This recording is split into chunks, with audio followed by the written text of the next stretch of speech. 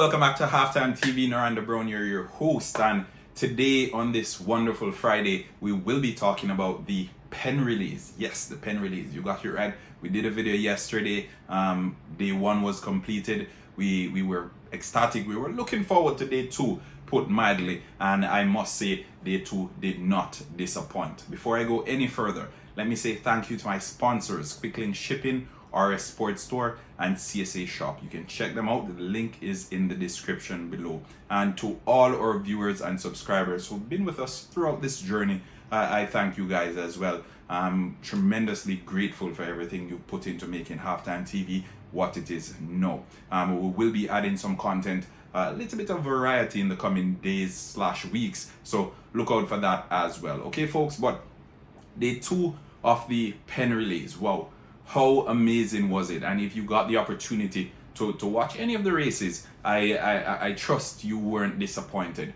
I must say I was looking forward to Brianna Liston. I was looking forward to Tina and Tia Clayton. I saw them out there showing their true colors, and they definitely put on a show. They showed the Americans what we experienced for the past 3 or 4 weeks or so between champs and the Carifta game. So I'll go into a bit of details as it relates to the review, the results, of the races that happened earlier today. We had the 4x8, we had the 4x4, and we had the 4x1. The 4x1 was won by Edwin Allen.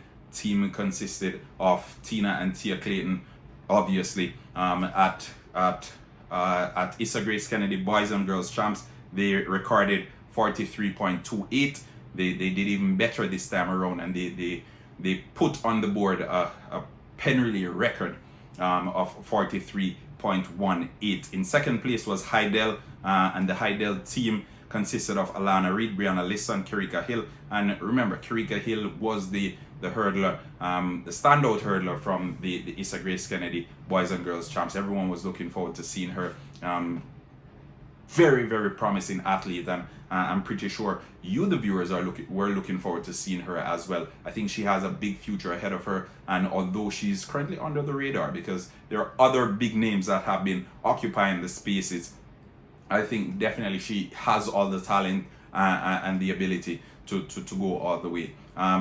Big talent, big promise from Kirika Hill. Keep an eye on her. All right, so the time of the race is as follows. Edwin Allen, team of Serena Cole, Tina Clayton, Brandy Hall, and Tia Clayton, 43.18. And if you got the opportunity to see the race, you realize that it was basically only Edwin Allen and Hydel throughout the majority of that race. I think as soon as it got to the second leg, it was so pulsating. I was on the edge of my seat, and I know a whole lot of viewers across the world who are tuned into the Penn relays were at the edge of their seats as well.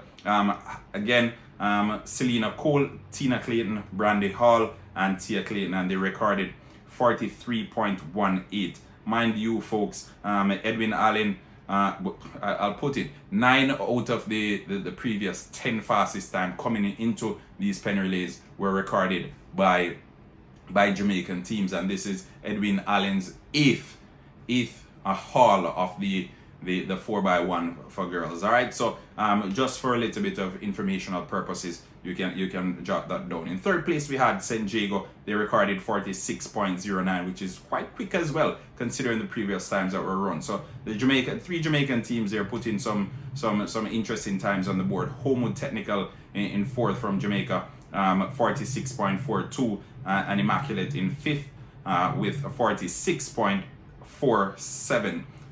We had Florida, New York, and then Jamaica again with St. Catherine High, and then Union Catholic from New Jersey, topping off the 9 contestants. But overall, as I said, folks, the 4x1, I know everyone will be talking about this one. Going into the final day, obviously the last day is a day that most folks look forward to, but this 4x1 from the females, it was definitely a precursor for what is to come in these Penn relays. And as the meet heats up, I think more and more persons will become interested going into the final day. As it relates to a watching standpoint, obviously, I think, and I spoke about this in my previous video, especially in Jamaica, know they're folks are basically watching the Penn relays at the corner of their eyes, not showing too much interest in it as things stand now.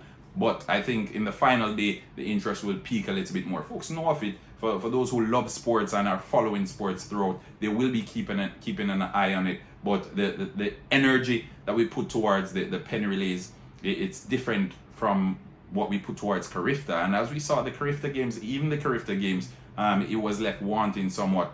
The same thing with champs, proper turnout, but again, not what we were accustomed to, or what we've grown accustomed to throughout the past few years. So that's it for the 4x1.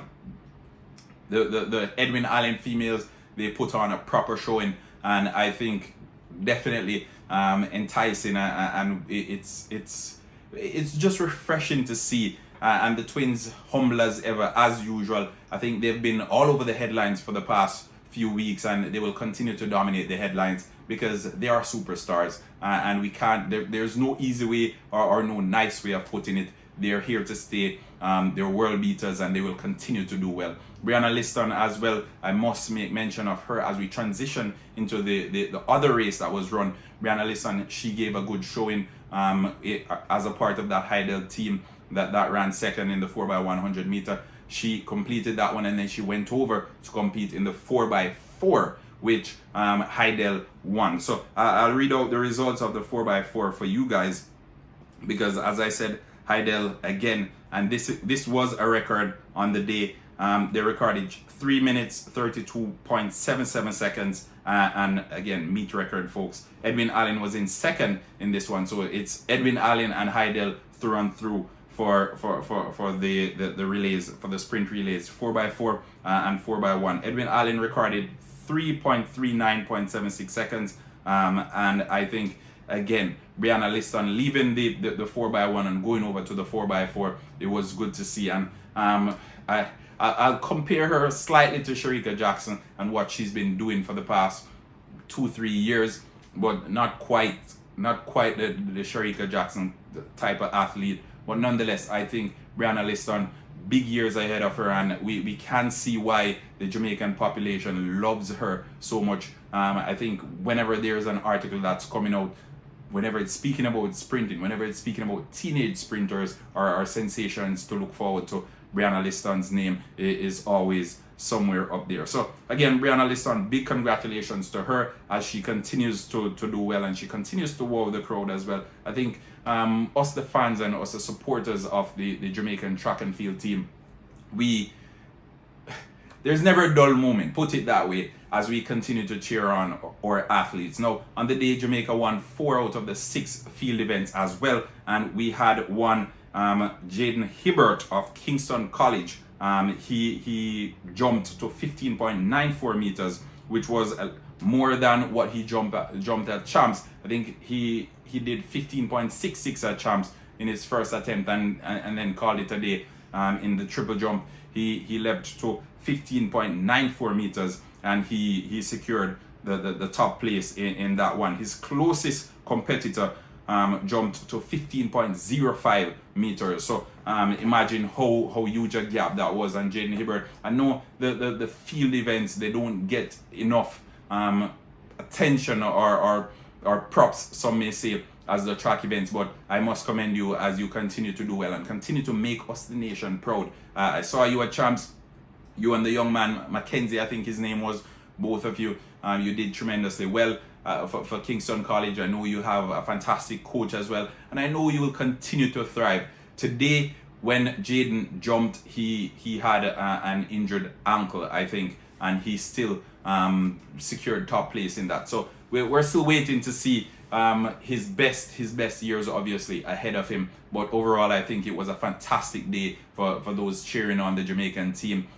Tia Clayton, they continue to wow the crowd. Brianna Liston, is there anything that she can't do? And Jaden Hibbert, I think he can actually jump over the moon. Thanks for tuning into yet another episode of Halftime TV as we continue to bring you our feedback and our analysis of the Penn relays that are currently underway.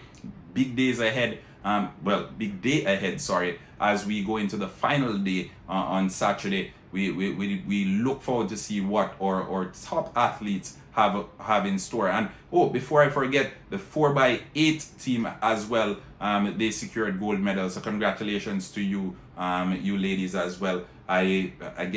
We're so enthralled in the sprints or in the quarter mile that when it comes to the distant races, not enough attention is put there. And again, I shoulder some of that blame because see, I just forgot about the 4x8. So again, shout out to the viewers, shout out to the subscribers, but a massive shout out to the athletes currently taking part in the Penn relays in the United States. It's an annual event. It's been happening since what, 1895. So it's one of the oldest sporting events when it comes down to track and field, and I trust it will continue to thrive, and with Jamaica's presence, the records will continue to go through the door. A lot of these records were set by Jamaicans, and they continue to do better. They continue to outdo their predecessors, and that's always good to see. We look forward to so many big track events and track meets coming up later on this year, and Halftime TV will have you, the viewers, covered as we continue to bring you objective coverage and analysis of what's happening. All right, again, thanks for tuning in. Remember, like, share, subscribe. We're happy to have you here, and please leave your comments in the comment section. Let us know what you think. Let us know what was your standout performance from today, day 2 of the Penn relays. We want to hear it. Leave it in the comment section. Thanks again for tuning in. Until next time, Noranda Brown here saying peace out.